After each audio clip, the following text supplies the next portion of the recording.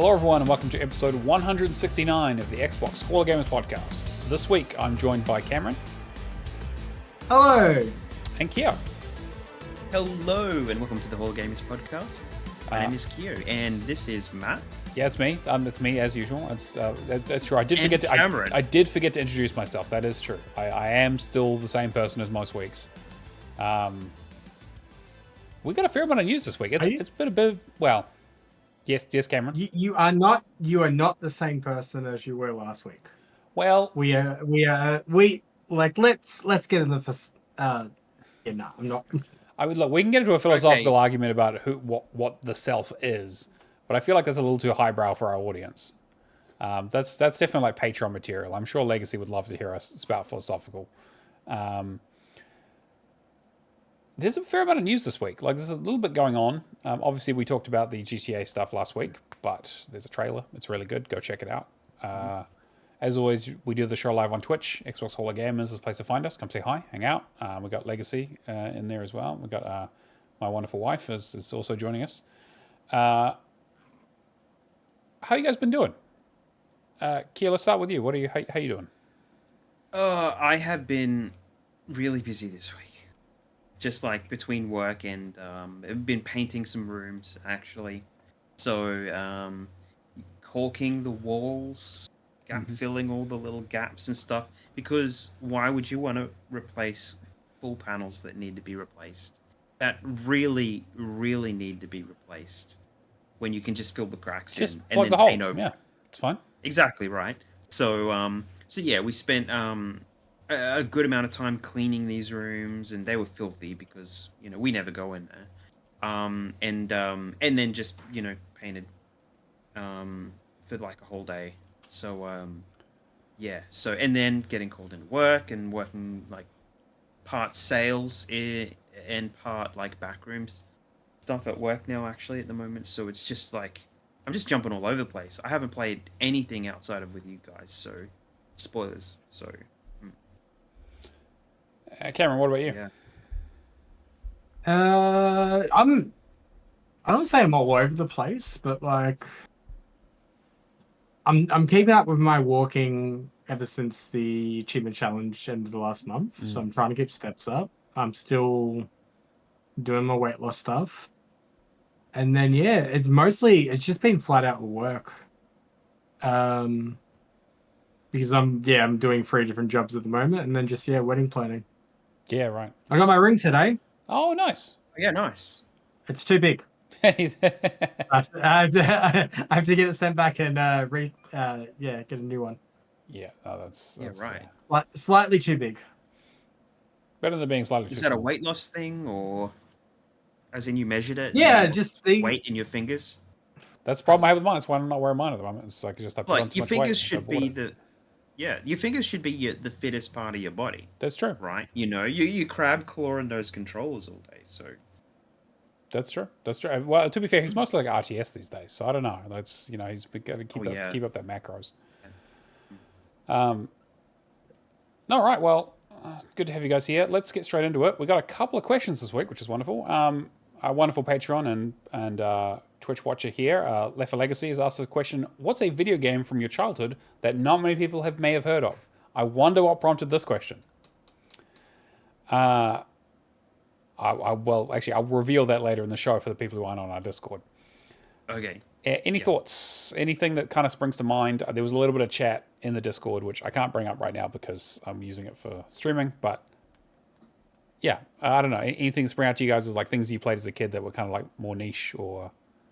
Yeah, I mean the stuff that I was playing when I was really, really young, like, was stuff like, some of the original like NBA games and PGA Tour games and stuff like that, right? We're talking DOS era stuff. Things that you wouldn't even hear of these days that are, I mean, there was a really good, I guess, 286 game called Halloween Harry, if you guys haven't heard of it. No idea. Basically like a Duke Nukem 3D kind of clone. Oh, okay. It was really, really, really good. So it was this old side scroller. It had, I think, like 8 chapters or something like that. It spanned like it was a really good game. So I really think that's if you were going back to any of those games, that's a solid one to go back to. So, but yeah, those 256 era games on like the old, original Intel processors and stuff. Yeah, what a time. So, what about you, Cameron? You got anything that sort of jumps out at you as like things you played as a kid? It's weird, right? Because I can't really think of any niche things, but then it's kind of made me realize how stuck in my ways I am. So, okay, so the first console I ever got was an N64. Sure. And the first two games I ever played were Banjo-Kazooie and GoldenEye. Which I was going to say nothing is. You're right, 100%. Nothing has changed. Still going on about them 50 years later. So N64, that was my starting. Then I got like a Game Boy, and then it was Pokemon games, which I don't really play Pokemon that much anymore. And then when I started getting introduced to PC gaming, the first game I ever got shown was Age of Empires 2, which shock horror. Mm-hmm. Yep. I play to this day. Mm-hmm. As well as Rise of Nations. Right. Actually, I can name most of the PC games I played about that. It was Age of Empires 2, Civilization 3, Rise of Nations, the original Mafia game. Oh yeah, okay. Which I still remember me and my brother fighting so much about it that Dad actually snapped our disc. Right. Because he got sick of us fighting about playing on the PC. And then Recoil, the game. I played a lot of Recoil back in the day, yeah. And I think the only other game outside of that I would love to play again is SimCity. Like I want a modern day. Well, like City Skylines is, I guess, the modern day iteration of it. But I just, loved. Was it SimCity and SimTown? There were different. The whole again, like there were a whole range of sim games, from like SimCity to like SimAnt to SimTower, and what was Streets of SimCity, and like a lot of them. Like Streets of SimCity, you could import your city from SimCity 2000, I think, and like drive around it and like use that as like your level base, which is kind of interesting. The game itself was absolute garbage, but that was when was it Maxis? I think it was putting out those games before they got acquired by EA. Outside of that, the only other games I can think of back then were like Freddy Fish. Sure. Yeah. Pajama Sam. Was it Putt Putt? Yep. Putt Putt. Yep. Those kind of like edutainment kind of games. Yeah. And then, funnily enough, Balloons. Balloons. I remember because it was a Flash game originally. Oh right, of course. So I'm thinking like back then too. We were our maths games were just like very cool math games. And stuff like that, right? So. Yeah, we started. So nothing like. We started. I was gonna say like nothing sticks out anymore from that, but I just remember playing a whole bunch of them back in primary school. Yeah. Sorry. We were spiraling into a edutainment list of games underneath the question for this in the Discord, and like I had like Mother Goose and stuff like that, and I mean like there's heaps of those old edutainment kind of games and everyone had something different to kind of say as well. Yeah, exactly. Really interesting. Yeah. Yeah, Stubby brought up like the Learning Company, which was like they used to make a lot of like Reader Rabbit and that kind of stuff. They also did a series that was like Super Solvers, which was one that I played religiously as a child, which was like Gizmos and Gadgets and Mission Think and that kind of stuff, Treasure Mountain. And it was like, again, like very basic, like puzzle solving kind of like fun little edutainment games, but really just was like really locked in on like, okay, I just love the idea of like solving puzzles and doing video games and that kind of stuff. I also brought up in the thread, there was a Glider Pro, which was a game which if you had a Mac back in like the sort of late 90s, which our school, it was one of those schools where it's like they had like a little Mac, was it the Emacs? Mac? I can't remember what they were called. The ones with the colored shells. God, Right. Yeah, like the one, is it from Zoolander, like files yes, in like in the computer. Yeah, exactly. Yeah, like that. Exactly. Yeah. Yeah, and so Yeah. it was and it was one of those games on there. It was like someone made it, programmed it just for like running on, like, it was Mac and DOS or whatever it was, and it was just like you'd play the paper airplane trying to just go around collecting stars in like a house, and there would be like little like swinging things, and it was like a little kind of like you had to like make sure you stayed off the ground, so you had to be on like air vents, and there were like hidden ways of getting around the levels and stuff. And it's funny talking about this has made me think about I think when I was probably about 6 years old, when I started, was just kind of, again, I spent a lot of time on a computer as a kid because I just was like obsessed with technology. I would have been like 6 or 7. And my teacher was like, yeah, he's kind of like, it's like, we can't like sit him near the computer because he just will not pay attention to anything else. And just was like, and I claimed that it was like speaking to me. And I think in a more metaphorical sense, they thought I was like, hallucinating and maybe a little crazy. But I think I was just kind of being poetic. Yeah. And I was like, yeah, nothing's really changed. That's just kind of, it was kind of, my fate was sealed from an early age. It was that, and then also Nanosaur was another game that was on those things. That was I posted I think a YouTube little thing of it where you are a velociraptor with a jetpack, and you have to go around collecting eggs, and you got to travel through time to try and prevent the dinosaurs from becoming extinct or something. It was real fucking stupid, but I was the only person in the class who could actually finish that game because I just was like, I was obsessed with it. I was like, I'll figure it out. I really want to play this. This is really, really cool.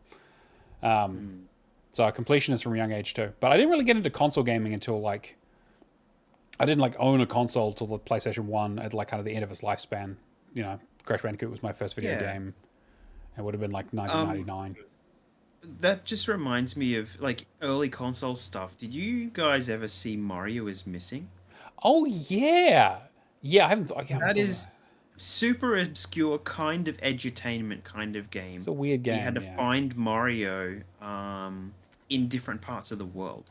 Like you'd go to Paris and you'd go. It was like a sort of Carmen Sandiego style thing. It was kind of weird, right? Exactly. Yeah.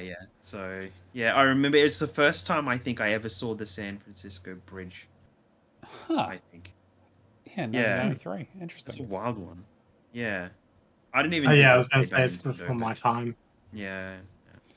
I just having this conversation. It's not a game, but just I remember everybody downloading that screensaver breaker, whatever it was. Which one was that? Like it was a toolkit for your desktop, and it was that's right. You can smash the thing. Yeah. God, I remember that. Yeah. Oh yeah, hell yeah. And you probably got like a million viruses downloading that shit because it was obviously complete like it was absolute spyware. Like trash. Yeah. Full of Trojans. But you're like, hey, look, I can machine gun my files. Yeah. Yeah, there was a game that I wasn't ever allowed to buy because it was called Virus. And my mother yes, I know the one. Going, no, you're not buying that because it's a virus. And it's supposed to be it goes through the files in your computer and you shoot the files. It was really, it's a cool little game. But I wouldn't know because I never got to play it. It was kind of like Descent. So, yeah. The other thing that popped into my mind was the I Spy games. Oh yeah, I never actually played those, but I know what you're talking about. Huh. I don't know. You know the books, right? Yeah, the books, of course. You know the book series? Yeah, book series. Yeah, love the book series. I used to get them out of the library when I was a kid. That was like, they had like the kind of poetic writing, and you had to find all the things they were describing. Yeah, I need to get some books, definitely. Yeah. It's funny talking about books because I never knew what Harry Potter was until I met my wife in like 2006 or something. But then from there, I remember someone from my childhood reading a Harry Potter book because I saw the cover of the book for like the first time, I guess, in like 20 years or something, and went, oh, that person was reading that book. They were really into it back then. It was a thing. And I was like super into reading and stuff like that. And it was always like zombie things and this and that and whatever, but never touched the Harry Potter books. But then I just distinctly remember somebody reading one. So... Yeah, I'm trying to think. I used to have first editions of the first 3 books. I remember because I got them as a gift, and someone was like, "Hey, you like reading? Here's like you need to read this series. It's really, really it's starting to become really popular." And this is before the 4th book came out, and this is kind of when it all exploded, and kind of before the movies and everything. And Oh man, it was I just read those books cover to cover. Which again, I don't really. I don't know. Something about Harry Potter just kind of ignited that kind of part of reading in my brain as a kid. I still remember before the Deathly Hallows launched, the day before, me like guessing on what the plot was going to be like. Yeah, right. And the about the Horcruxes and all that, I got that right. Oh, I mean, hey. And people weren't happy about that. I was just having a look through like a list of games too. I remember us having Blues 1, 2, 3 times activities. I have no idea what that is. Because I've just a Blues Clues game. Oh, okay, right. Because I have younger siblings, right? Sure, of course. Yeah, right. Yeah. So. Yeah, actually, I mean, what kind of wormhole are we in, right? Are you going to say something? Come to San Diego. Yeah, that's another learning company game. I think. Yeah, they kind of own that, which was great. Those were amazing. One of the games that I had in primary school was actually just like a game called Kraken or something. Mm-hmm. And all it was you sinking to the depths on a black DOS screen with like the occasional fish and something like that. And you just be mesmerized by the screen going, and you'd see the numbers going down. You're getting deeper and deeper and deeper and deeper. And then there was like a flash of a second where the Kraken would fly across the screen and you'd never see it again. And that was basically the whole game. And it was actually something I really loved going in and playing, which is probably, got a little bit of a deep sea kind of passion. Sure. But, and that kind of stems from things like that, but that was one of my favorite things to do, I think, on the computer at school. So. But yeah, hopefully that answers your question. Like I said, there's been just kind of, we've all played all kinds of weird stuff kind of growing up. I guess, like, I can't think of many kids who've been playing anything like that these days. I mean, I'm sure there's edutainment games out there, but it just feels like, that was from a simpler time. And like Alison says, back when technology was whimsical. Exactly. Like, yeah. I was trying to think of like really niche stuff, and I asked Nikita because Nikita's like really into retro, and hers was like this crazy golf game or something for the PS2 that I've never seen before. And she's like, "Yeah, my nan picked it up for me for like $5 from like a, cheap, not cheap, reject shop or like those kind of bargain bins." Yeah. Yeah. Oh man, that's so funny. All right, we do have another question. Yeah, another question here from for Professor Pluto, a good friend Alex, Professor Pluto 1, I think it is. It says, what game were you convinced you'd never complete, but for some reason you went back and got it done? For him, it's Dying Light after 10 years. Started it since Cameron encouraged him to go back and do it with the time trials and the Bozak stuff. Obviously that's a really good example. Anything else jump out at you guys? Wolfenstein 2 in 5 years from now. Yeah, that's well. Let's make a future call out. Oof, yeah. Cameron, what about Forza Horizon? Oh no, I won't go. No. Wow. Forza Horizon, I usually actually 2. 2 was probably the prime example of that because that was back when the RGS podcast was on, and it took me 4 weeks to get that one achievement. And that's when I started listening to You Up, when Matt recommended it as well. Yep. And I still listen to You Up quite regularly. So, what? I mean, that's been me the last. Been going back to games that are 10 years old. I'm trying to think what the other one was for me though. Worms was one that I did. I'm looking at my completion times here, and Worms I started December 2008, and I finished it April 1st, 2024. So that was a long time. I didn't think I'd ever get back to finishing that one. Right. What's the setting for the longest amount of? Is there a setting for like longest amount of time? You could look at time difference in your completion times, but you need to do it by. I'm doing it by starter date and just kind of looking to see if there's any large ones. Like I've got Saints Row in here from like November 2008 to October 2017, so that's 9 years. But that's just because the multiplayer. Just Doom was another one that took me 13 years to do. The original, like the 1993 version. Pac-Man Championship Edition took me 8 years. Most games. Yaris actually is a very good one. Like started in 08, finished in 24. Nearly exactly on the same day too. It was about a week off. Yeah. Okay. Guitar Hero 2. Naruto Rise of the Ninja took me 7 years to get back to. Double Agent took me 6 years to get back to. I don't do it as much these days because like it's getting harder and harder to go back to things. But yeah. Every now and then, Wick Fable of Souls. That was one that took me fucking forever. That was from 2008. I finished in 2023. Fear. Lego Star Wars: The Complete Saga for some reason.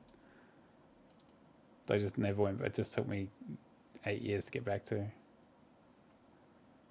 I don't know. Like again, I tend to be pretty good about them these days, but there were just some games where I would just start them and just never get back to them. Yeah. I owe an apology to Keo. Destiny. Right, there you go. Because I was thinking that's what it was. There was a game, and I was like, "There's something we finished that I never thought I'd finish." Yeah. And it was the 360 Destiny. Yeah. So, going off some of my longest completions, Halo MCC took me 7 years to do. Mm-hmm. Destiny took me 10 to 11 years. Yeah. I don't think the Forzas really count because of just the amount of content that gets added to them over time, just the back end of it, right? But the Crew was another one with the server shutdown. Oh right, yeah, okay. Yep. That was started in January 2015 and completed in January 2024. Splitgate took me 4 years. Yeah, I never thought I'd go back to Unreal Tournament 3, and that was 10th of October 2008. Whew. And I went and finished that not what a year or so something ago. Yeah. Similar thing for me with Saints Row 2. Pluto, when you hear this in like 4 weeks, I'm still down to help you out with it, man. But but that offer, I don't know. Maybe that offer will change in like 4 weeks. I don't know. So talking about Pluto, sir, you have now completed Dying Light. You can get Advanced Warfare done. Question, yeah. Oh. Yeah, that one he can definitely do. I know he got really frustrated with it last time we did it. But if you were going to do something else that is a bit of a challenge, I reckon he could do Advanced Warfare. Yeah, I definitely had a bit of a push a couple of years ago, which I think we've recorded on the podcast, was like me kind of going back to some of my old 360 stuff and being like, okay, I need to knuckle down and finish some of these. So like Far Cry 2 and Age of Booty and, like I said, Worms and a few others. Left 4 Dead was one that took me a long time. It took me 8 years to get back to that. Naruto Broken Bond took me a long time. It's just, Halo Wars was one that took me a long fucking time to get back to because of that multiplayer achievement. Fear 2 was one that took me fucking forever. I started that in 2009 and finished it in 21. That's crazy to think about. I've got a ton that are going to be like 5 years, actually coming up 6 years with the Hall of Fame. Yes, of course, right. Because that was the Great Dive. So that's true. Yeah. Yes. Red Faction Gorilla. Yeah. Road Company was another one that really a few of us are doing recently. That came out in 2020. Oh, did it really? Jesus. Okay. Yeah. I mean, time is kind of a mess at the moment, so it is interesting to see. A little bit. But yeah, there's a few things in there where I'm like, there are a few that I would really like to get done. So like the one that always comes up for me is obviously the ones that keep coming up are the Dunwall City Trials for Dishonored, both versions of it. Clash in the Clouds for Bioshock Infinite, and the hardcore playthrough for Dead Space 2. Yeah, and you also, and neither have I don't think have done Prince of Persia Classic. No, that's right. There's that one achievement left in that too. That's one that would take me. Yeah, that would be a really really good one to get done. I think about that every now and then. So yeah, I did get like, was it PB Winterbottom, the mysterious that one done recently. It was just one that was on the list that Alison was like, you should just go back and do that. And so I just sat there for a night and just worked on the last couple of achievements. But that one's had been sitting there for a long time. I also did try to go back and play N plus to try and get that done for the last achievement. That I made some progress, but not enough to finish that game. Holy shit, is that game difficult? I've got 2 that I need to do. Yeah. Rare Replay and Killer Instinct. Yes, yeah. Rare Replay is Rare Replay kind of almost doesn't count though, considering so much of that game is related to other games as well. Like, I mean, yeah, but it's still pretty. You still need to go back. different. You'd have to do Perfect Dark as well and all that kind of stuff. yeah. But I did finish that Perfect Dark Zero in co-op on the hardest difficulty. That was one that I didn't think I'd ever get back to, but I haven't got back to finishing the base game yet. One day, maybe. Yeah, I never thought I'd find a co-op partner for TMNT 1989. Oh, yeah, right. Yeah. I managed to get that done. Tell you what Yes. annoys me? Overwatch. What about it? Because Overwatch 1 was done. Yeah, Could have cut it off. that's true. But now if I look at it, I've got 3 achievements left, and it's a game that I started in 2016. True. This is true. But to be fair, that's a live service, so it doesn't really count. That's kind of different. Yeah. Anyway, let's get into the news. Thank you for the question, Alex. Yeah. What have you found for us this week, Cameron?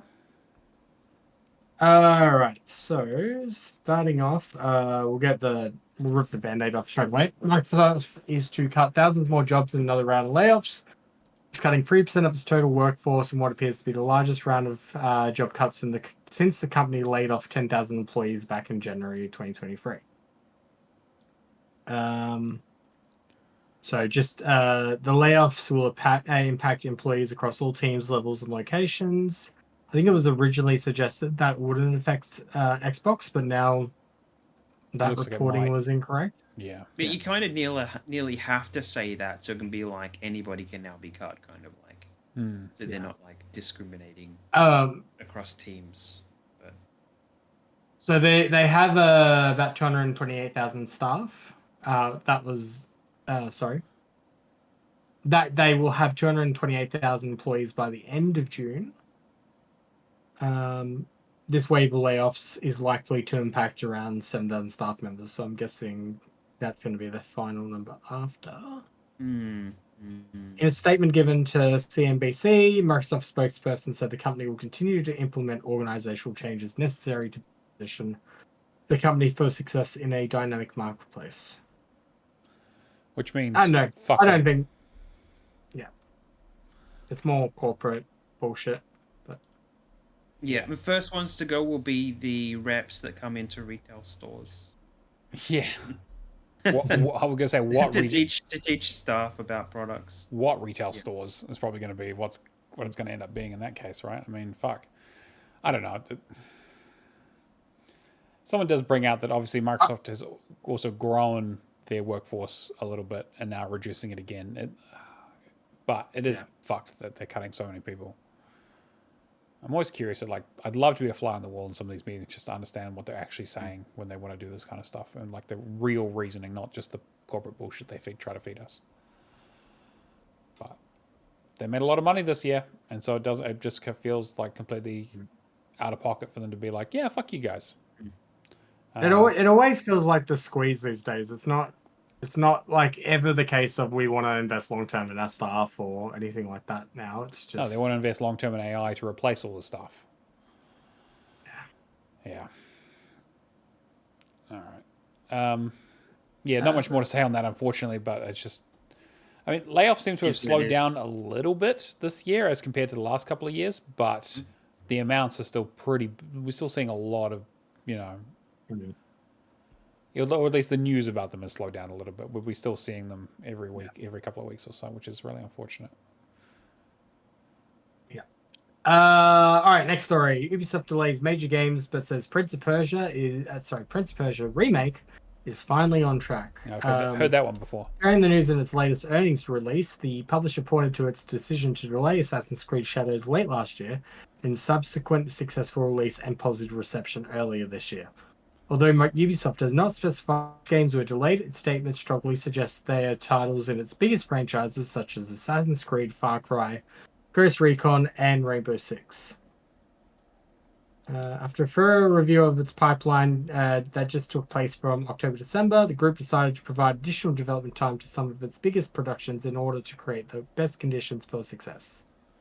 I mean, it worked for Shadows. I honestly thought it was going to be Yeah, I did not have high hopes for the game, and obviously I didn't rate it super highly after playing it, but that wasn't for technical reasons. It was more for just kind of the game itself. But I definitely... I couldn't imagine what the game would have looked like. Still sold. Yeah, still sold amazing. And I couldn't imagine what that game would have looked like in November if this is kind of how it came out now. Yeah, and it's funny. Everybody started with the girl, like, right? Yeah, Noe. What's her name? Noe. And is it Yasuke, the other one? Yeah. Yasuke. Yeah. Like, I don't know a single person that played as Yasuke. So it's like, what would it be? How different would it be having somebody play the entire game with that character? I mean, you can do for the most part. It's interesting. Yeah, but I don't know. But the game, like Cameron said, sold well, reviewed pretty well. And so I guess this. I mean, I'm all for them delaying their stuff to actually have better games come out. Will the games be any better because of the delay? I don't know, but more time can really only help, right? Yeah. They avoided the Ghost of Tsushima 2. Yes. Yes, they did. Yeah. Yeah, that's very true. Because I think that was the only thing that could have really impacted. Other than this just being a flop. By avoided, it's like I think a couple of weeks after Assassin's Creed, they announced the collectors for that. I think. Right. For Ghost of Tsushima, the second one. Ghost of Yotai, yeah. Yotai, yeah. So I mean, I'm curious to see. They haven't really announced a lot, I think that's the interesting part is that a lot of this is for like big productions that they haven't announced. It seems like so. I'm assuming like a Far Cry 7 or a new Ghost Recon or the next Assassin's Creed. Well, the Far Cry stuff they've announced, they just haven't shown anything. Like given it an official. Sure. Well, they basically said it exists, but we haven't seen hide nor hair of it, right? I'm excited to hear about Sands of Time, though. Yes, so Sands of Time remake released during its current business year, which ends in March. Yeah, so maybe we get a holiday release for that one. That would be good. Show off a trailer at Game Awards or something. I don't know. Or at Summer Games Fest, rather. Yeah, I'm really interested to see what they actually end up showing off at Summer Games Fest. But yeah, so that's that one. I thought this one was a little bit interesting. Kojima says he's left staff a USB stick of game ideas for after he dies. So Kojima turned 60 during the production of Death Stranding 2, but the game designer told Edge magazine in his latest issue that an illness he suffered during the pandemic was what inspired him to seriously consider what to do with his remaining years. It also stirred the gamers to consider the future of his studio, he said, which is why he decided to take on numerous projects such as the Sony action espionage game, is it Succinct? Succinct. Xbox Succinct? Xbox Backdoor Deed, and the upcoming Death Stranding sequel.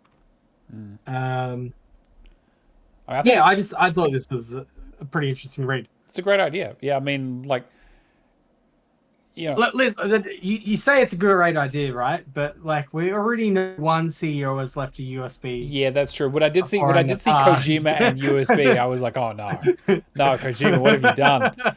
Please tell me you weren't anywhere near medieval times. But no. I mean, I guess like Kojima's thing is like very much like he is, like they said, an auteur. Like his ideas are really the thing. Like no one thinks quite like he does.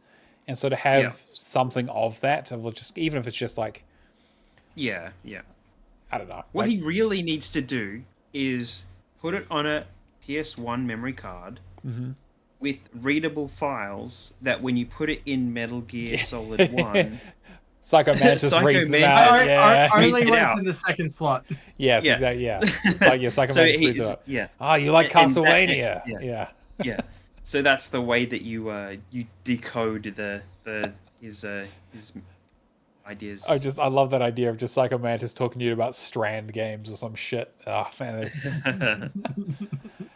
I mean, I think it's like it is an insane idea, but I do like the idea. I mean, you do hear about things like Prince and all that kind of stuff where like after they die, they just had like vaults and a whole vault of just like kind of like unreleased stuff that they just kind of were working on or ideas that they had and all that kind of stuff. I'd love to. It's really interesting to see into the mind of someone like that, of like what they were thinking about. I don't know if it's. I don't think it's in our news stories, but he also came out and said that he had the idea for a game where if you don't play it for a certain amount of time, your character forgets things, like forgets skills and like where things are and stuff. Yeah. If you don't play for a long period of time, which is again like he's always been a very interesting thing around like playing with player expectations and kind of what games are. Even with like Metal Gear Solid 3 was like if you left the game for too long at the end fight, you literally just walk up to him and he's died of old age. Like it's just a crazy concept that like I don't think anyone else would have ever thought of. But he's just like, we'll just throw that in there. It's like going from one first-person shooter to another, and two of the buttons are reverse. Yeah, and you don't. Yeah, exactly. I'm trying to think if there's anything else here, but I think I gave the USB stick with all my ideas to my personal assistant, kind of like a will. Perhaps they could continue to make things after I'm gone at Kojima Productions. This is a fear for me. What happens to Kojima Productions after I'm gone? I don't want them to just manage our existing IP. That's the other thing too with the industry. Like, I don't know. I feel like the older I get, everything is just a re-release of something else. And I don't think it's just me like going like, oh, you know, X feels a lot familiar. Like it's a similar concept to Y. It's very much like, no, we're going to remake this particular franchise. I mean, yes, but I think... Let me put it this way. If you look at movies, right, how long movies have been in industry? For what? 100 years? Just over about 100 years or so? The amount of remakes of people, of things, of ideas that were popular, like straight up remakes and also just kind of like homages and reimaginings of existing ideas and stuff. And obviously there's the whole idea of like there's only 10 stories in the world and we kind of all just continually retelling them. But the video game industry is just kind of like, you know, is what, 40, 50 years maybe, you probably say, in terms of like from its start. As that goes on, that remakes will just become a way of introducing new audiences to existing games. And obviously there's a thing of like nostalgia plays a role in that. But there are some ideas that just like are just good and people are just interested in and just want more of them. And obviously they sell, otherwise they wouldn't make them. But I know what you mean. Like there's the idea of like this, as this is a business, the kind of original IP and original ideas get kind of squeezed out in favor of like the remakes and the kind of things that are safe. But yeah, my I guess my opinion is more so like I'm sick of just always take the safe swing. Sure. Yeah, for sure. Yeah, like, absolutely. I like indies because they, you know, they try new ideas. Yeah, but I guess the thing is that there is a real survivor bias when it comes to indie games being like, oh, hey, look how successful this indie game was. And it's like, yeah, it was a big swing and it paid off for them, but 99% of them have taken big swings and don't pay off for them. Most games are bad to start with, just by sheer volume. And even the ones that are good, so many of them just get missed and just don't get the popularity that they need to. Yeah.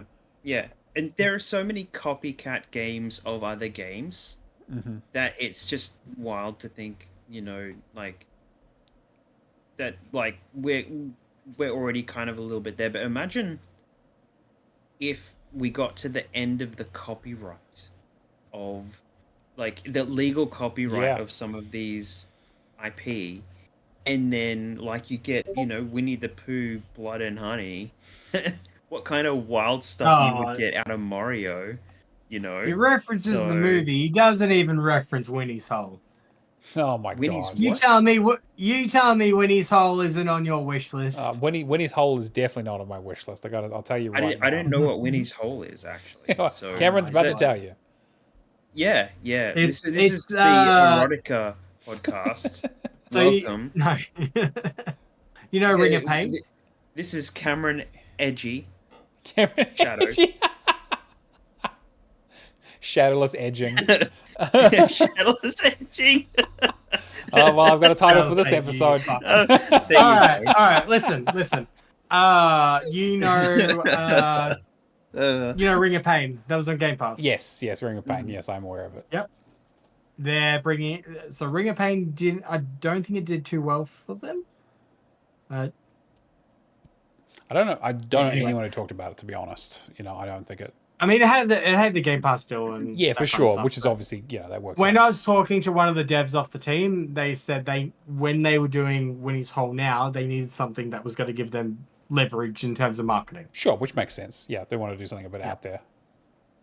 So Winnie's Hole is an upcoming indie roguelite body horror game. Okay. It's from Twice Different, who are Aussie devs, and they debuted their, I guess, not release, their first trailer at the end of a kind of funny video talking about the games industry and how you have to get into these kind of events and that to get attention. So that was like them giving kind of funny an exclusive trailer for it, and it's fucked. It looks real interesting. It's creative. I'll give them that. But I do love that idea, like Keo, of like what's going to happen to copyright when it comes to video games in terms of like video game characters. Yeah. Like, because technically you could make a Steamboat Willie game now, right? Because you could. Because outside of the copyrights, it's public domain. But not regular Mickey yet. Let me introduce you to another Aussie game. Yeah. I was gonna say, when is Mouse PI coming out? It can't be too far away, right? I think was it this year? Yeah, I think so. Because I think we saw some trailer for it like relatively recently. Stubby's joined us. He said he's not here for the clue. Yeah, like he joined us the second after your Shadowless. Yeah, that's edging. He's Stubby. The clue this week is Winnie's Hole. Oh my god. Oh Christ! I've got a lot of titles to pick from this week. But yeah, it would be interesting. I like back to kind of the story. I think that this idea of like auteurs in this industry, a lot of the people who like grew up making video games are kind of like retiring or dead or somewhere in between. Like it's crazy to think about. Like, I don't know, can you think of any like modern day auteurs who are like young up and coming like names in this industry? And like the video game industry is kind of different from like, directors or like big actors. It's like, because obviously video games are made by a lot of people, but Kojima Productions he's Kojima. We used to have like Peter Molyneux and the only person I can think of is like Eric Barone. Yeah, Concerned Ape.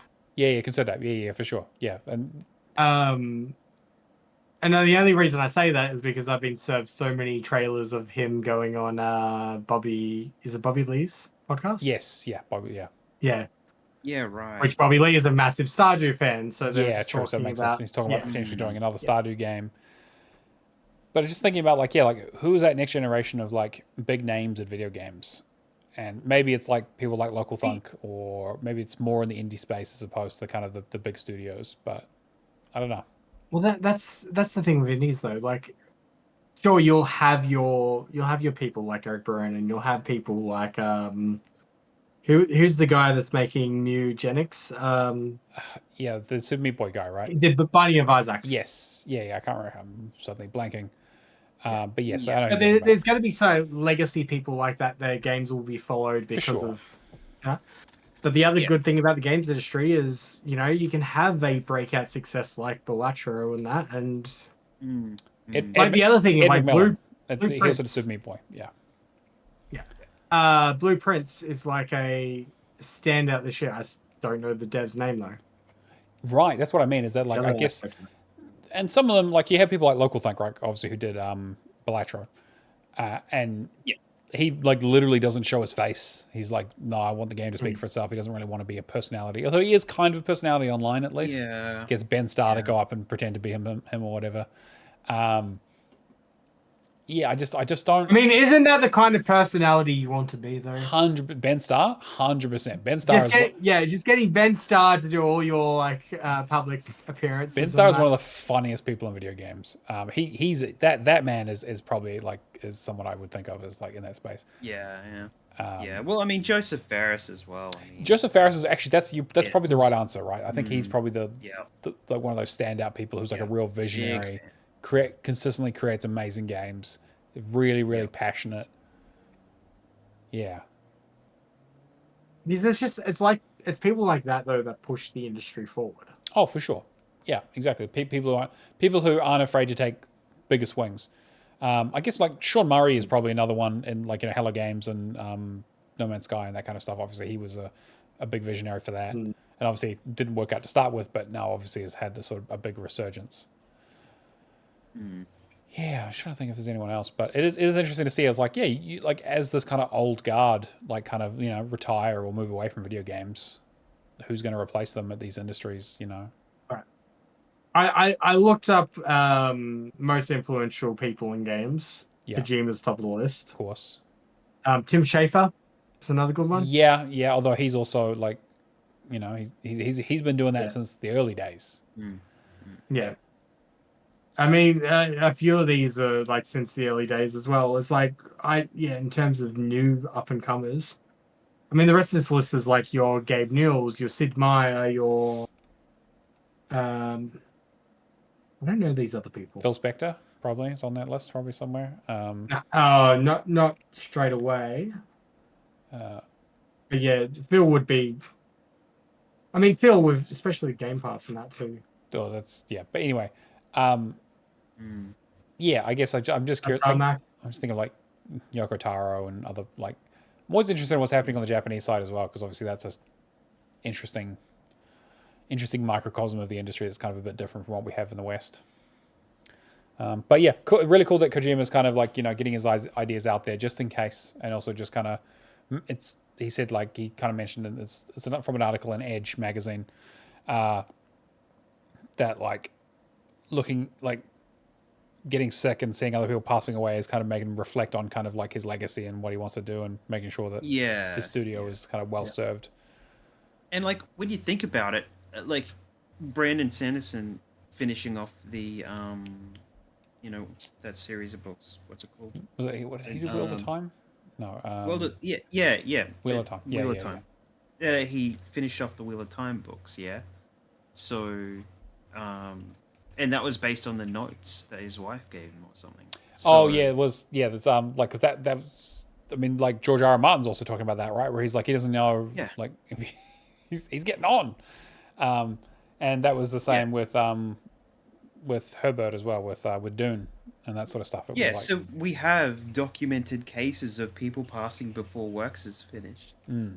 So and then it going on to be finished. Basically, so that's a good legacy to have, right? Yeah, that somebody can finish off somebody else's creation. So for better or worse. I mean, let me put it this way: don't bother reading the final Hitchhiker's Guide to the Galaxy book after Douglas Adams passed away, because there is no one who can do Douglas Adams like he did. Well, Salmon of Doubter's pinnacle, I think, anyway. So. All right, what else we got, Cameron? Yes. I was going to mention another two quickly. Notch would be one. Oof. I don't know how influential you would say he is these days. Yeah, I'm gonna have to bleep that, Cameron. To be fair, Notch made... Who's the... Yeah, to be fair, Notch made Minecraft. He made Minecraft and then turned into a Nazi, so... Yeah. Who was the guy who did Her Story and Immortality? Sam Barlow. That's it. Yeah, Sam Barlow, 100%. Yes. Yeah, there's definitely in that space. Yes. Yeah. All right. You want me to move on to the next one? Yeah. What else we got? Forza Supercar, owned by Xbox Game Studios, former head, is being auctioned for gaming charity events special effects. The 2017 Ford GT was owned by Alan Hartman, former head of Xbox Game Studios and former boss of Forza Motorsports Studio. Turn 10, the car, which has been donated to the charity, is one of only 138 made that year. Featured on the front cover of Forza Motorsport 6 and originally cost $450,000 brand new, but have sold for far more at auction. Yeah. So it was like, yeah, quick news story. I'll go look at this car if you haven't seen it. Like I love a Ford GT. Like they're one of my favorite kind of like supercars. Are they? Well, you know what I mean. Yeah, selling for 1.2 million potentially. Like to donate kind of stuff is like amazing. But obviously Hartman he's a vice president of special effects, so he's involved with the charity. He's not just giving the car away to anybody, but it's really, really cool. Next story, Fallout Season 2 premieres in December and it has been renewed for Season 3. Already, which is great. So they did... yeah. I'd say Walter Goggins is just killing it in everything at the moment. Yeah, I need to watch White Lotus. I've heard he's very, very good in that. So Nikita was watching... what's that show called again? I blank on the name. She's been obsessed with this show with is it Danny McBride? Oh, is this the drug one where he's got the white hair and the... Yeah. Is it Righteous Gemstones? Yeah, it's Righteous Gemstone. Yes, I've been hearing about this a lot. Yeah, people have been saying it's great. Yeah, she's just been obsessed with it, and like every time I come into the room and just he's just killing it at everything he's doing. I'm really keen for this. I mean, we discussed it on LCA, but they're looking at doing 5 to 6 seasons, which, if they're getting it out yearly, it'd be nice to, have a list, and then we get Fallout 5. Yeah, ideally, if you approve a bunch of seasons all at once and you just film them back to back to back and then split them up afterwards, save a lot of time, guys. Just saying. Yeah. But that's really, really cool. Obviously, we're very, very excited for. We kind of talked about it last week around the fact that they'd wrapped production. So it's good to hear that it's coming out in about 6 months or so. Yeah. We'll obviously be talking about it on Let's Camera in Action. Yeah. Next bit of quick news. Do you guys remember Cookie Clicker? Oh yes, I remember Cookie Clicker. Absolutely. I remember the grandmother singularities. Played a lot of Cookie Clicker. So Cookie Clicker back from 2013. Jeez, that was like... I was 20. Jeez. Anyway, it's coming to consoles. Finally. 12 years later, it is considered one of the earliest successes in the idle game genre, and it will be released on May 22nd for PS5, PS4, Xbox Switch, and Switch 2, with the release coming later. The Switch version is priced at $4.99, implying that the PlayStation and Xbox versions will be similarly priced. Each time a player clicks on the cookie, it'll add on to their cookie counter. As cookies are earned, these can be spent on various items that assist destinators to automate the task, allowing the player to click less and earn cookies at a faster rate. If you want to see why they capture people so quickly, I have a Pro ZD video that everyone I think will very much enjoy about egg collecting. It's very similar in concept. I'll post that in the Discord after this episode. I'm just going to breeze through some of the other quick news. Yeah. So Tony Hawk will campaign for a Tony Hawk's Underground remaster. With Tony Hawk's Pro Skater 3 and 4 on the horizon, it seems the skateboarding legend is up for remaster of the 5th game of the series. The Underground remaster will most likely depend on the success of the upcoming game, which launches on the Game Pass on July 11th, 2025. Yeah. I remember Underground and Underground 2 being very enjoyable of the time. Yeah, I don't know how well they've aged. It's the humor of the time, right? Yeah, well, I mean, because they very much had that Jackass kind of... They were kind of leaning into that, like... that collab stuff back then, right? Where it was kind of like that early 2000s humor. I don't know how well. I grew up in a household of, I have 2 younger brothers and a younger sister. And the younger sister didn't come until quite a few years later. Sure. So when it was just us boys, it was GTAs, it was your Tony Hawks, 100%. It was anything like that. It's funny, actually, because I was talking with Alison about, like, showing her the GTA 6 trailer and being like, look at this shit. And she's like, yeah, it looks good. I'm like, no, you don't understand. And, like, there's literally a video that shows you the progression of all the GTAs. I'm like, look what they were doing with technology and look what they're doing right now. Look how fucking insane that looks. Yeah. And it's so funny. I was, like, reflecting back on, like, when did GTA Vice City come out? what age were my brother and I playing that? Has that permanently damaged my brain from childhood? It's like, quite possibly, yes, actually, considering how young I was playing that game. Did I drag my mother to the midnight launch of the fourth game because I wasn't old enough to pick it up myself because I was under 18? Yes. Yes, I did. Yes. Game of philosophy. I still remember getting worked up about GTA 5 being banned from Target and that. That's right, yes. Yeah. I forgot about that, yeah. Because, like, back then, when I was very... it was all about, like, introducing an R rating for video games. Yep. Because back in the day, if you didn't hit an MA, it was just banned. Just gone, yeah.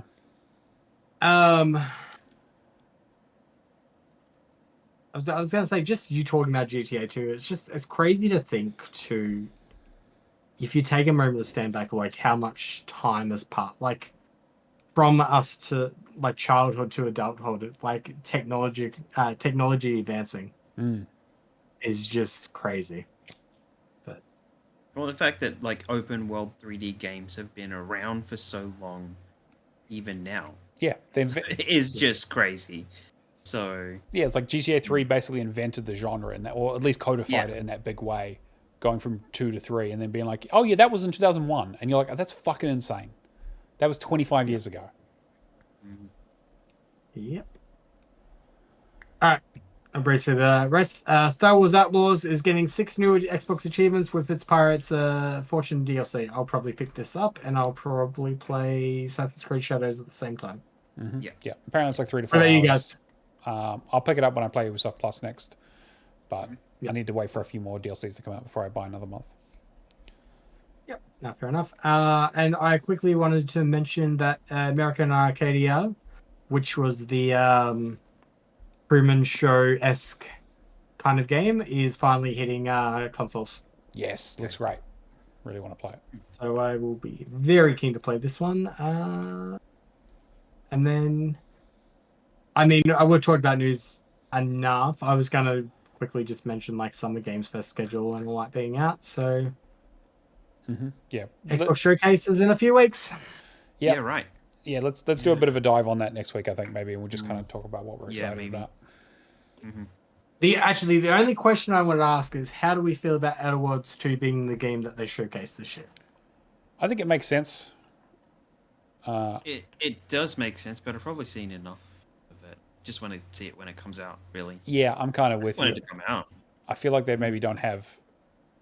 I get the feeling that spot was probably reserved for Fable. Yeah, I think that's probably that was my theory, was that they wanted to do a Fable thing, but the fact that now the Fable's not coming out this year, they're kind of are pushing it. And Outer Worlds is really... I think Outer Worlds is really the only thing Microsoft have coming out at the end of this year, right? In terms of first party? That there's a like kind of a build up for. Well, that we know about. Again. Yeah, exactly. I mean, there's other stuff now. Like there's, what do you got? You got Tony Hawk in July. You'll have your COD in October. Yeah, I always forget about COD. But yeah, if that comes out. Well, actually, are they doing a COD this year? Well, they usually are like that. Actually, that's the interesting thing. Is like, are they going to hold it off until the Xbox Showcase now? Make it the big thing starting off. Yeah. I feel like it's going to be very formula driven, right? I'm assuming they're going to do a COD every year, right? But then again, they don't necessarily have to, I guess is my point. I don't know. Black Ops apparently did quite well, so... Yeah, they kind of leak about May anyway, don't they? Is it May that they normally... Yeah. I don't know. I find the Outer Worlds 2 interesting as well, because... Was Starfield the first one they did for this? Yeah. So maybe it's just me, but it just feels like, is this going to be reserved for an RPG every year? I mean, I think it's basically reserved for a game that's coming out later this year that we really want to push, because they did it for COD last year.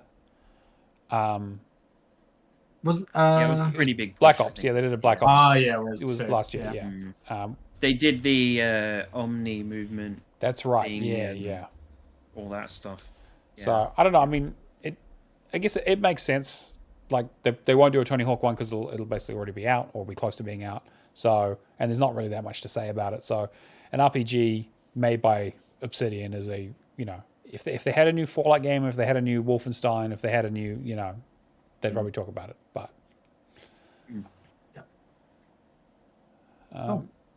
Game Pass updates, I'll quickly rattle through those. So we had Vermintide 2 join on the 13th, and we had Doom of the Dark Ages join on the 15th. And Kubalera and the Souls of Limbo joins today or tomorrow. And then we've got Firefighting. I was gonna say, apparently that's really good. Is it? I don't know anything about it. I keep seeing it on the list. The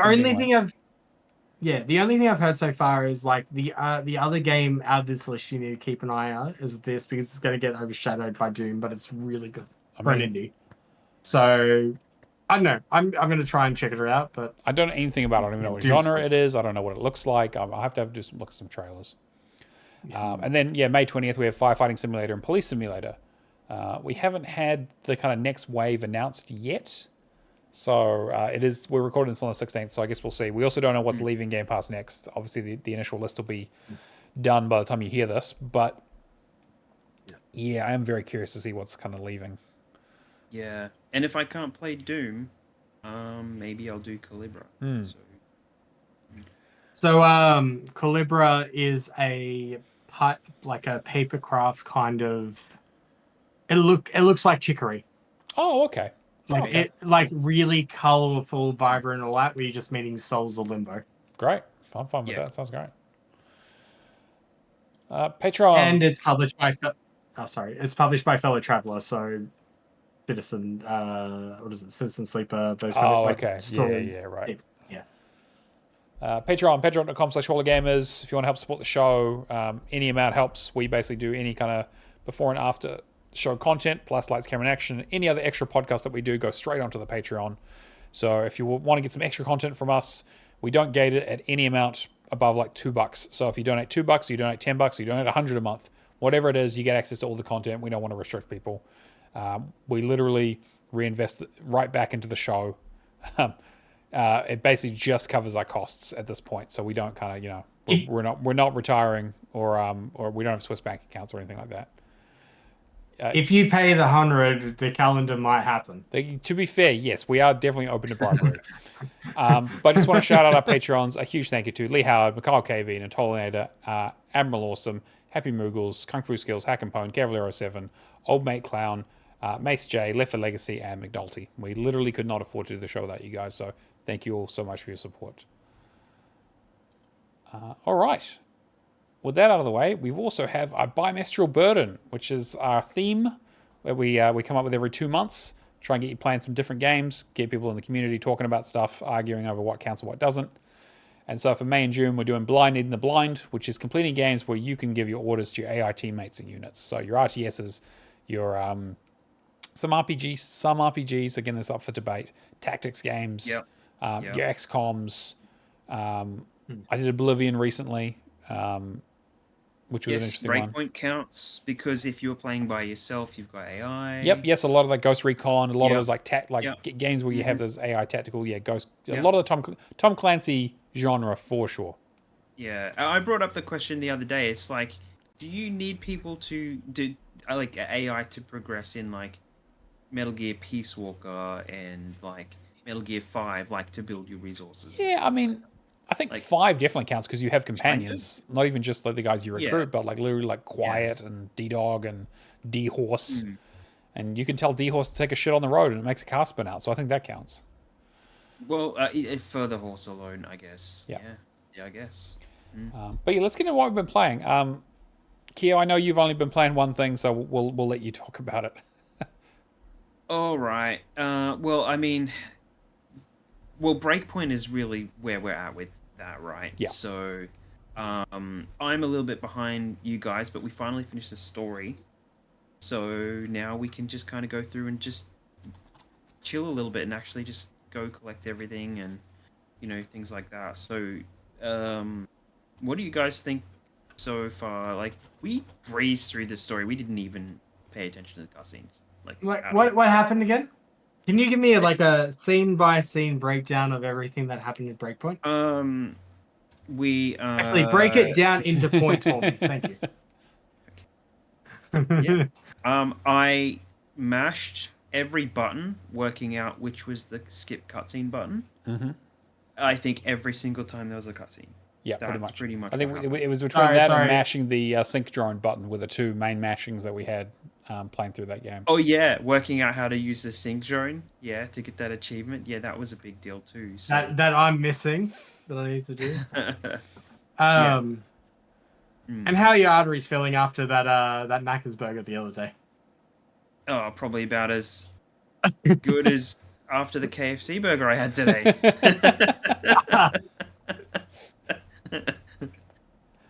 So take that, Whopper. No, I'm not going. I don't like Hungry Jacks. Actually, I'm not a big fan of Hungry Jacks at all. So. Stubby says that he stopped accepting the cutscenes a while back. That is the nice thing where it's like it tells you, it's like, hey, one of your partners is in a cutscene. You want to watch it? And you're like, fuck no. Yeah, the fact that you can actually like just ignore cutscenes entirely, but be given the option to watch it, then yeah.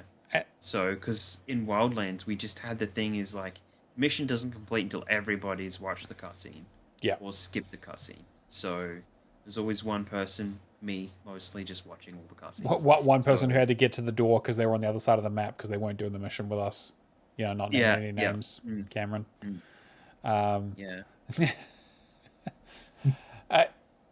What are your overall thoughts? I mean, like you said, we finished the story. We've been playing quite a bit of it now. I think we're like good 10, 15 hours into it, maybe.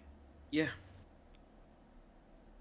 Better Wildlands. This is so much better. Yeah, I agree. So just everything is more efficient in this game. Like just overall. Yeah. Besides the skills, working out and just doing anything with the skills is, almost pointless, I guess. Yeah. But yeah. I have the perfect example of how enjoyable this game is, right? Every time with Wildlands, I'm like, I just want to go to bed. It gets to 11, and just like, I just want to fucking go to sleep. The other night, you were getting annoyed with me because I wanted to stay up late. Yeah, I mean, to be fair, it was like 2 a.m. for me, so I was like, I need to get some sleep. Yeah. But yeah, you're right. Like I've been having a really good time with it too. Actually, I definitely feel like apparently it was not a great launch for them. They've definitely improved it over time and kind of balanced it out to make it more playable. So I feel like we might be having a different discussion if we had picked this up right when it came out. But overall, I think this is a vast improvement over Wildlands. Yeah. I'd definitely play something like this again. Yeah, and like you could even the fact that we could do main missions independently. If we had to, and it was counting for everybody. It just wasn't popping up for everybody, but you go into the menu and it's there, it's finished. So yeah. No worrying about proximity, that kind of stuff. Yeah, exactly right. So, but yeah, no DLC. Yep. Which is good. Well, no DLC achievements at least. Yeah. I am curious what the cleanup's going to be like. Like you said, we finished the story, but we do have quite a few achievements left and like collectibles and other bits and pieces to like get blueprints and things. Yeah, and my light level, my ranking, like with my building up my weapons and stuff into like gear level, gear level, that's the word. It was just way behind everyone else. And I have no idea why. Know why. Yeah. So, but yeah, I don't know. I was like half everyone else's gear level, and in the end of it. So, but yeah, I wasn't doing too much different. So yeah, I'm usually like 10 above a Matt, and I don't know how, because like even with some of my weapon swaps and all that, I'm just like, well, I need this specific thing, so I'm gonna hold back. Yeah. Really, and I just don't. I mean, to be fair, you do have to go and grab the loot yourself. So if you're not out there killing everyone and catching it up on it, it's easy to miss. Exactly right. And I am a loot goblin, so yeah, it's true. Yeah, and that's kind of where it falls down if you are doing something different when everybody's in the mission. Like there was that one where we were underground, and I'm the only one left that has to defeat all the wolves. Yeah. And I couldn't get to you in time, and you guys had done all the killing. So. That's a good 20 wolves I could have killed or something. But I mean, there's plenty of them around, so I'm not worried about anything in this game. Yeah, the achievements are relatively straightforward, I think. Stubby also brings up a good point though. Like, there's quite a few PvP achievements in there for this like Ghost War mode. I think we're gonna have some trouble with that, but maybe we'll get a boosting session together or something. Yeah. Yeah. Oh yeah, and Stubby and I were just killing it with the stealth. Yeah, you guys are doing great. It's really good. I mean that one stealth achievement that I need for like what is it, kill 12 of them undetected. I was just running along the road just shooting anything. I don't know how you managed that. I mean, I had to like specifically like really carefully pick them out and use a silencer and everything. Just rush. I mean, yes, it's silent if you kill them before they see you. So I guess that technically counts. Yeah. I'll quickly go through my list because I don't have anything too amazing to talk about. But I finished up Roki, which I kind of mentioned last week, a point and click based on sort of Scandinavian folklore. It's a fun little game.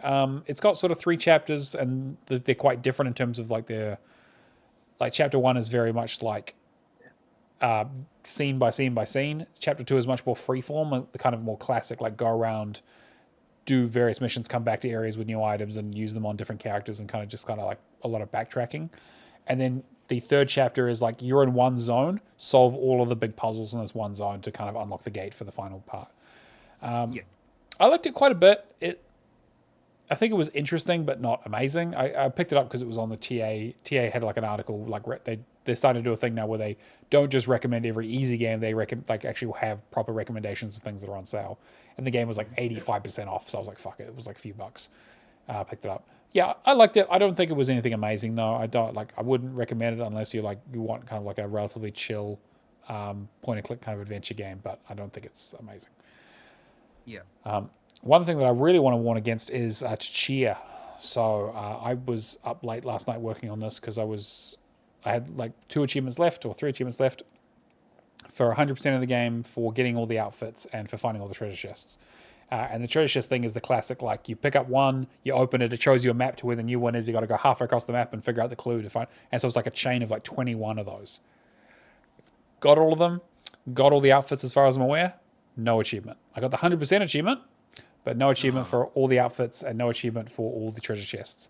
There's like 95 outfits to get. So some people have been like, yeah, you're just gonna have to restart and try it again. There's some talk around like if you hit because you can hit the 100% mark technically like a little bit early, like there's a little bit of leeway. The thinking is that potentially if you hit 100% before you finish the other achievements, they don't count towards the total, or they don't like the counters on the achievement stop working. So there's a lot of people complaining about it on TA. I'm thinking I don't know what I'm going to do, but I'm just going to put the game down for now. But it is basically as done as it's going to get. I was really fucking sick of it, to be honest. I don't really like the game that much anyway, unfortunately. It is a massive collectathon without really any kind of... like, the story is like somewhat interesting, but the game basically boils down to you just kind of like clearing out the map of collectibles. There's some like good mobility stuff around like getting around and that kind of stuff, but it is just a real slog. It was literally something I was playing when I had the TV taken away from me for an hour or 2 each week. I would just like put some time into this game. But yeah, really, really unfortunate because I was just like, I was really hoping to be done with it. But unfortunately, it will remain there for now. What are you, Cameron? You got anything you want to talk about? I got a couple more, but I'll let you. Oh, yeah, I'll quickly breeze through mine. So, Dune Spice Wars, I spent a bit of time just helping Todd after I got the completion for it. Thinking that he was going to get it done before it left Game Pass, but he is still missing 6 achievements. What the hell, Todd? What the hell? Anyway, I really enjoyed Dune. I kind of want to see what they do with the other... what is that, Awakening? That's the MMO one, right? Yeah, right. Yeah, and Steam that. Mm-hmm. Be like Star Wars. The only way I'll access this universe is through gaming. I mean... pretty much, yeah. Dune is basically purpose-built for, like, it is almost a perfect thing for video games. I mean, Dune 2000 was one of the first, like, RTS games back in the day, so... Other than that, I did Chance of Sanaa. Finally got around to that. Mm-hmm. I really, really enjoyed it. It's one of those, like, indie games that I think takes the concept and does it extremely well. Mm-hmm. I think it has a beautiful message. The true run, or I guess the true ending, though, I'm still a bit confused. It's a little bit esoteric. They don't really explain a lot. But yeah, I mean, it's left Game Pass now, but if it's on a deep sale, I'd say definitely pick it up. Agreed. Other than that, I have been doing Age of Empires 2 for our themed month because I have another 70 achievements built up in this. I've been playing through the new Chinese campaigns, which I've nearly completed that DLC, so I'll go back to the really hard one. And I started doing the Dark Ages yesterday, which I'm only 2 chapters in. I'm not sure about how far. I'll talk about it because I'm a good chunk into it. Okay. Yeah. But so far, like, man, like, it's just running flawlessly. Like, it's just like skip cutscene straight away, no loading screens, nothing. Come on. I watched the cutscenes at least. I mean, this game is optimized AF. it's great. And I love it. It plays well. It plays really well. It's different. It's very different from the other ones, but yeah, which I can't try yet because I installed it to PC because I can't play on Xbox at the moment. But I was fooling around the settings, and unfortunately, a widescreen monitor uses up more resources than a standard monitor. Wide FOV, yeah, right. Exactly. So I was fooling around seeing if I could get it to work on that monitor, and although the game loaded up, went into the menu, everything perfectly fine when it was at 1080p, box, 4:3, and then as soon as I changed it, it won't even load past like the Bethesda loading at the start of the first cutscene, like before you even get to the main menu. So I have to reinstall the whole thing, and then just see about the settings again, and then just maybe use it on the other monitor and see if that's better. If not, dumb it right down and see if I can play it, or get the Xbox fixed or something. There are a couple of other things. We're in the prime zone for getting any of the extra skins you might want for the game, though. Oh, right. If you guys haven't seen some of that, there's a few for beating the campaign, but there was the Void one was for a pre-order, which you can't really get now unless you buy a code from somebody. I think it is on Game Pass because I got the Void one. I think if you. Oh yeah, the Void one. Okay, the Void one is I think part of Game Pass. Yeah. No, you're right. Yeah. Is it? They're doing a whole bunch of like food tied-in promotions. They're there's doing a pizza chain in the US. Oh my Only God, in America. Okay. There was a burger chain in the UK. There's Domino's here locally. Yeah. There's there are reputable people you could buy the codes off of that have access to those things as well. Adrian. So, yeah. So reputable. There's stuff like the Guardian skin, which watching a gameplay stream on Twitch so most of these are between May 12th and June 12th. So you've got a little bit of time. One for the premium edition, the limited edition controller, the Legionary skin for purchasing the ROG Astra GeForce RTX 5080 Doom Edition bundle. I'm probably good thanks, but yeah, and if you log into NVIDIA GeForce, you also get one for free too. So if you guys can load it up on PC at all, like load up the NVIDIA driver app, you can get the Verdant skin, which actually I think is probably one of the nicest. It's like it got a nice green glow on the shield and stuff like that. So yeah. But yeah, is there a list anywhere of all the different? Yeah, actually, yeah, I can share it.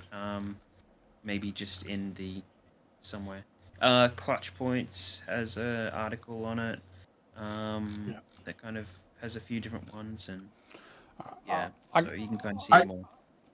I was gonna say, going back to about the skipping cutscenes. If there's one game I should be allowed to get away with it, it is Doom. I do not care about the story. I'm with you. Okay, I was going to. Okay, I just want to quickly say first. I also finished Atomfall. I've been on a bit of a Game Pass kick, and the game took me like 10 hours or so. There's an incredibly detailed walkthrough on TA, almost too detailed, in that it tells you when you need to turn left and right. It's so ridiculously detailed, but it does get you all the achievements, and it worked out well. That game is interesting. I think there's some good stuff in it, but I think that it's kind of halfway between a survival game and a Fallout game, and I kind of don't really feel like it does either of them quite right. Like, the survival elements are basically non-existent, but it also means you have very little limited inventory space, very limited types of enemies. Combat's not all that kind of great. Like, it's fine, but I think it's mostly a serviceable game. I think it has like an interesting concept.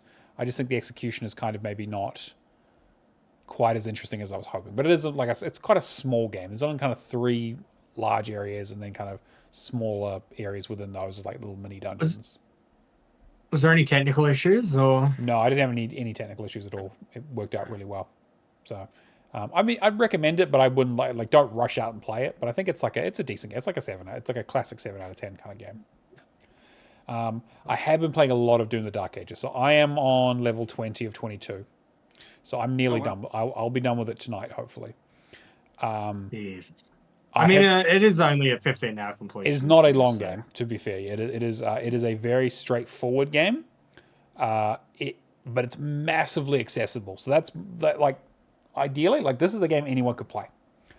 You literally have the option to drop the damage you take down to 50% all the way up to like take 200% extra damage, and the damage you deal, you can drop it to 50% all the way up to 1,000%.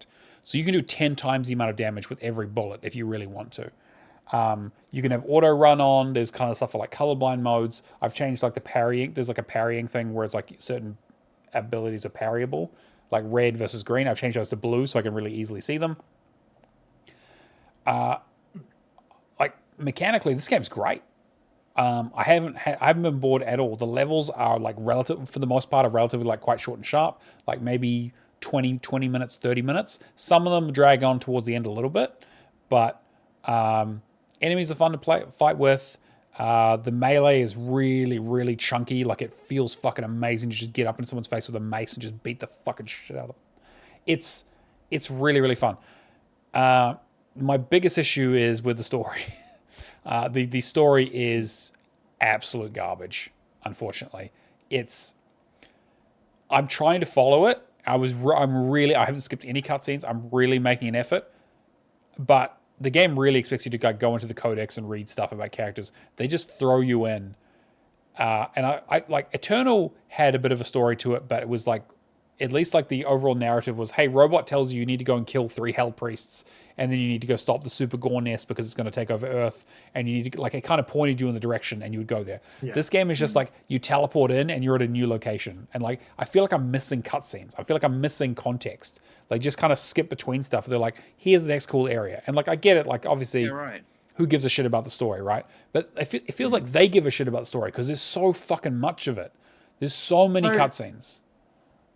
Leading into the game, and that I watched the first cutscenes of like them bringing in the Doomslayer. Yeah, and even then, I'm like, but like, how do we get it? Like, yeah, there's no context. In? Like, and I thought it might have been like a in median res thing where it's like they flash back to how it happens. No, you're just kind of doing it. They expect you to kind of like read the books or the codex or whatever to like. Right. I don't know. I really, really don't like the story.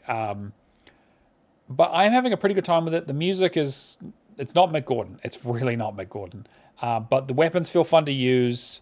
It's a deeply satisfying game to play. Like it definitely gets that like rip and tear kind of like fuck things up, like move around, like, and also you can adjust the game speed. So I bumped the game speed up to like 1 point, like to the maximum. So it plays more like the fast paced stuff of Eternal. But I've put like the parry window down, like parry window like higher, so I have more time to kind of like parry shit. So it feels like more balanced. But I'm having a really good time. I'm going to try and finish it probably, maybe not tonight, maybe tomorrow, depending on timing. But it has a lot of collectibles, so definitely use a guide for that. There is also there's a couple of potentially bugged achievements or buggy achievements. One for getting all the upgrades and one for getting all of the like stat upgrades from the enemies. Apparently, if you reload a checkpoint after you've got one of the stat upgrades, you rip them out of the enemies. If you reload a checkpoint, sometimes it won't count them again, like if you were before that fight. So just kind of anytime you're doing those, just try not to do any checkpoint stuff. Like try and get to the next checkpoint, try and get a few checkpoints ahead before you do any restarting checkpoints if you have to. That was the one question I was going to ask you. Was there anything... You only have to get codex and... You need to get basically everything. So you need to get like all the gold and all the rubies and everything. You need secret areas? Yes, yeah. Well, the secret areas pretty much have most of the stuff you're looking for. So I think so, yeah, just about. Okay. Because I got most of the collectibles at the very start, but missed one secret area. And I was like, well... It might not matter. I think that was just the extra life. Yes, yeah, which I think is fine. And like you can always go back to the levels as well and grab them. Like it's very, very chapter select friendly, like, and it keeps your weapons and challenges. So you just need to be like cognizant of challenges and collectibles, and PowerPix obviously has a great guide for that. But I'm having a really good time with it. But I will be done with it this weekend and then kind of moving on to something else. So it's not a long experience by any means, but man, the story part just kind of really lets me down though. Like I was just like, what is this? Like it just, I don't. Yeah, it feels like a first draft of a story. But you're right, like they don't provide any context, unfortunately. But yeah, and apparently they want to do more, so maybe it is the first draft. Maybe, like again, they've talked about like doing DLC and kind of supporting this game for a little bit, especially. There is a whole DLC. Yeah. Yeah, so looking forward to that.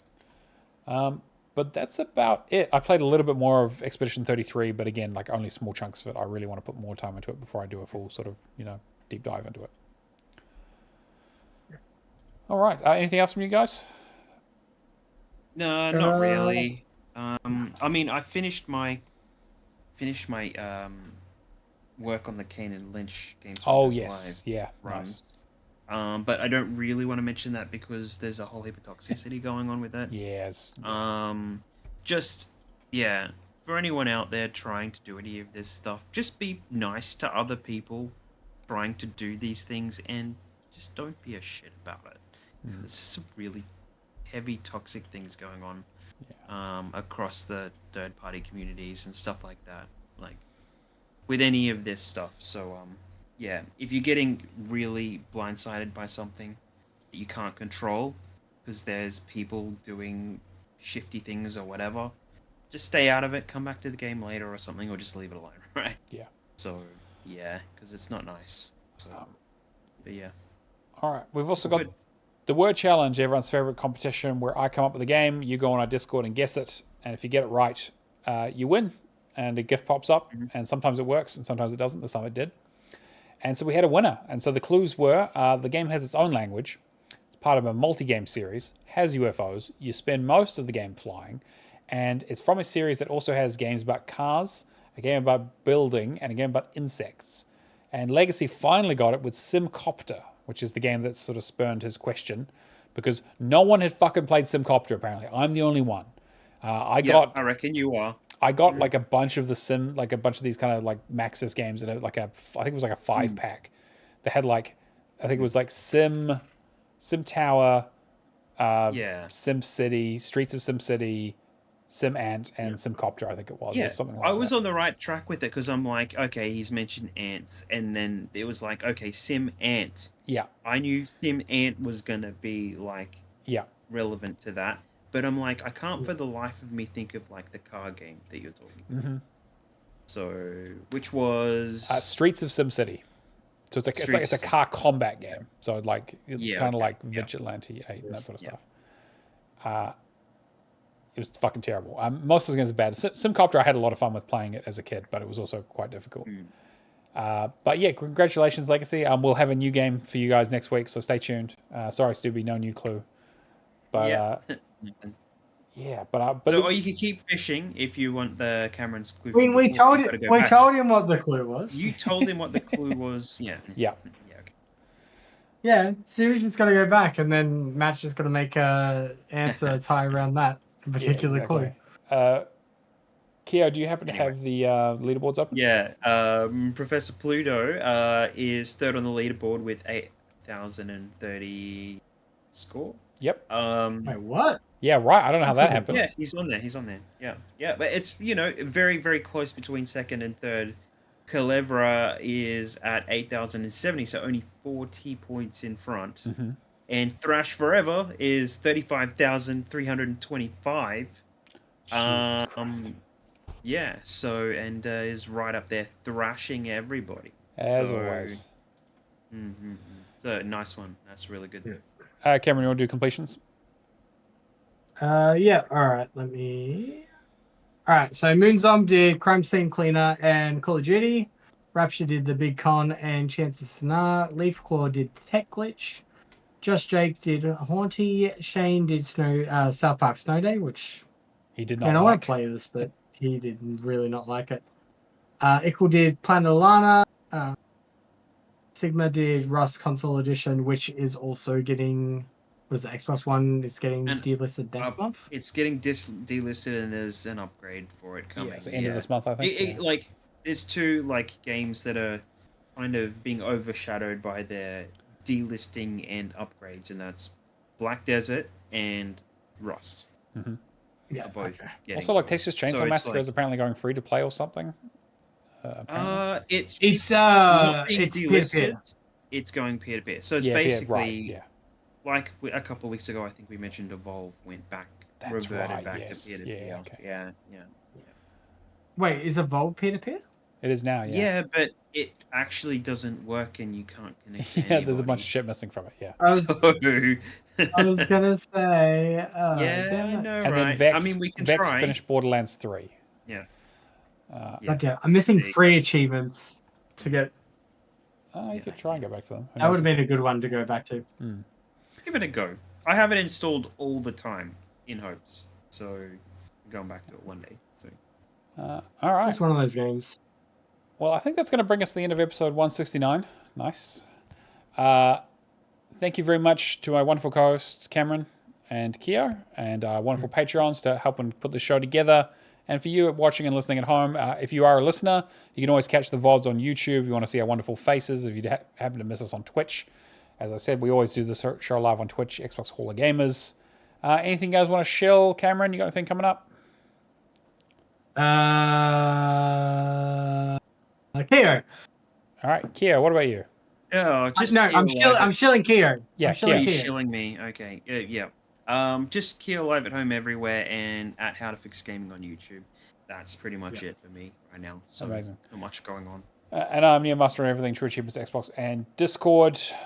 Thank you all for joining us. We will catch you guys next week. See you later. Peace out. Bye, everyone.